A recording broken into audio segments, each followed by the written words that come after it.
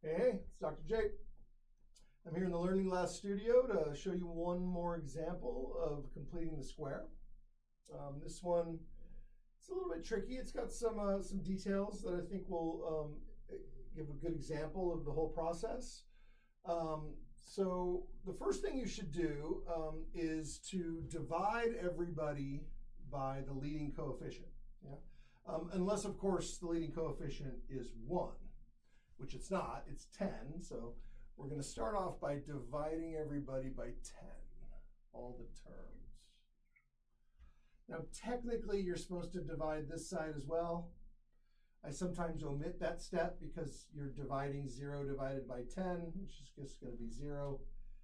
But it is a good practice because whatever you do to the left side of the equation, you should do the same thing to the right side of the equation. So what this does is it immediately divides out. 10 divided by 10 is now 1. Yeah, 1x squared.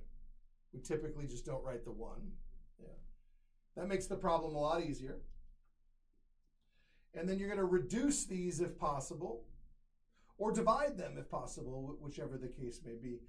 14 is not divisible by 10, but we can reduce it to 7/5. And then 12 is not divisible by 10, but you can reduce it to 6/5. Okay. Now the next step is to create a blank spot here in the C term. Remember, we call this A, B, and C.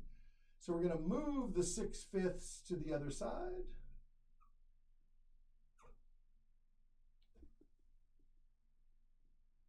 And now we have x squared minus 7/5 x blank equals 6/5.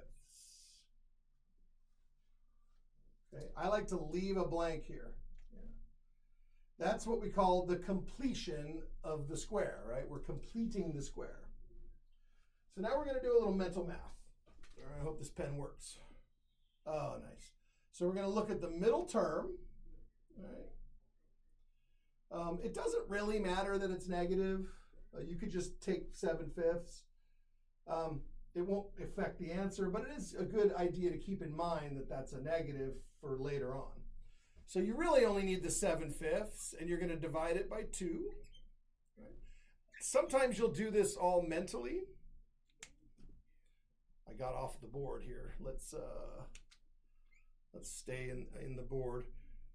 You're going to divide 7/5 divided by 2. All right, so that's going to be 7/10. Right, and then you're going to square it. 7/10 squared is 49 hundredths.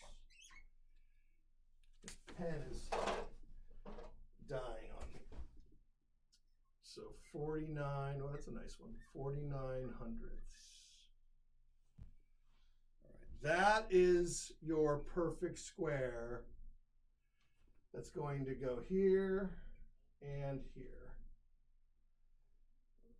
Now this is where I point out that it doesn't matter that this was negative, the 7/5, because when you square it, it's going to turn positive anyway, and you're always going to be adding. So the only point you want to make about the fact that this is negative is later on when I get to future steps in the process, I have to take that into consideration that it's negative. It doesn't really matter right now. So that's going to be 49 1/100ths. It's sometimes called the completing step. Yeah, this square completes the process or completes the perfect square. Let's just do a little rough math here. This is 6/5 plus 49 hundredths. We need a common denominator here, so we'll multiply the 6/5 by 20. So we get 120 plus 49 over 100.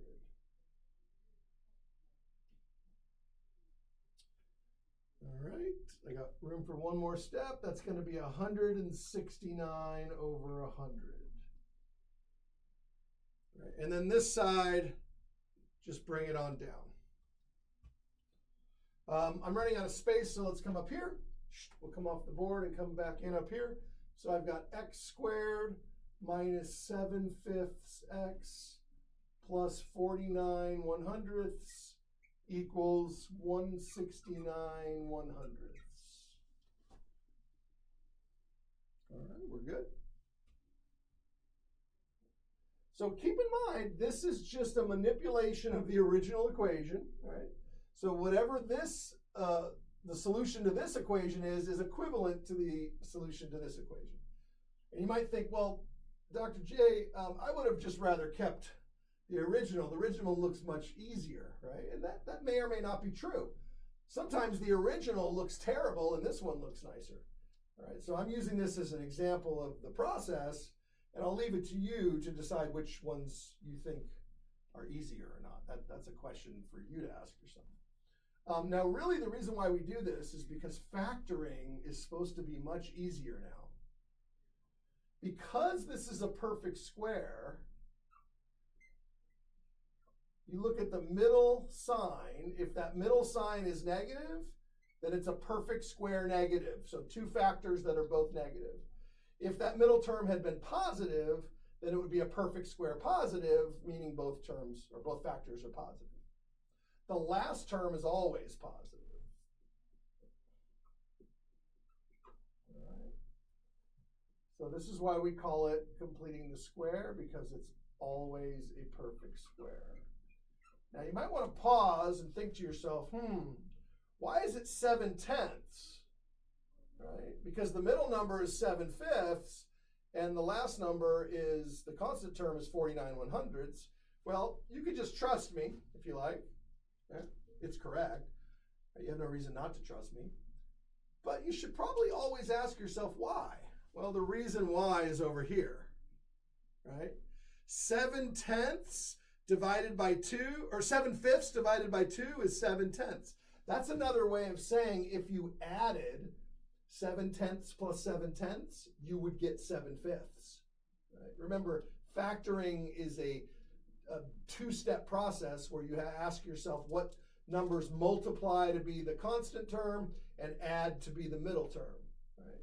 So negative 7/10 plus negative 7/10 is negative 7/5, and negative 7/10 times negative 7/10, in other words, squaring, like we did over here, is 49/100. So in the factorization, you are taking into consideration all of those things, the product and the sum at the same time. All right, when you get to this step, you are almost home.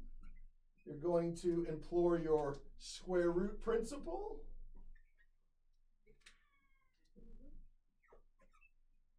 Now, sometimes you get lucky and both the numerator and the denominator are perfect squares. Don't forget plus or minus. There are two possibilities.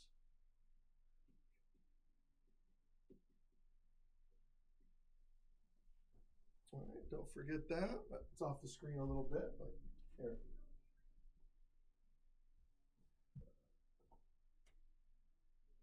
My screen is being cut off a little bit by the angle. Here, I'll write it over here. Don't forget. You don't need the plus or minus on this side because you're going to cancel the square root and the squared. You're also going to remove the parentheses, and you're just going to get x minus 7/10. And there you go. Now you're going to do the grand finale. You have plus or minus, so you're going to split it up.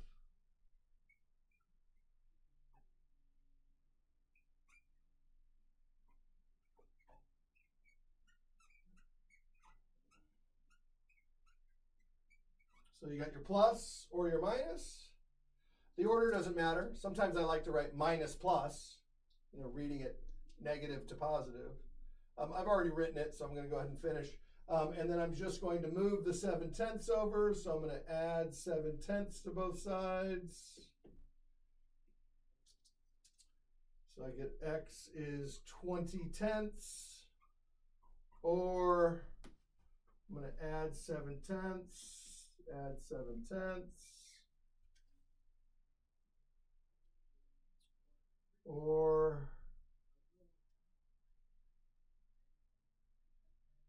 negative 6/10. Yeah. Now, if possible, you are required to simplify these answers. So 20/10 simplifies to 2, and negative 6/10 simplifies to negative 3/5. And that is your final answer, friends. So I'll be coming back to the Learning Glass studio from time to time to film these one-off lessons on just a single problem. It's a quick way of reviewing the material and seeing a different example that you might not have seen in the past. So don't forget, I'm Dr. Jordan, and until next time, I'll see you on the internet.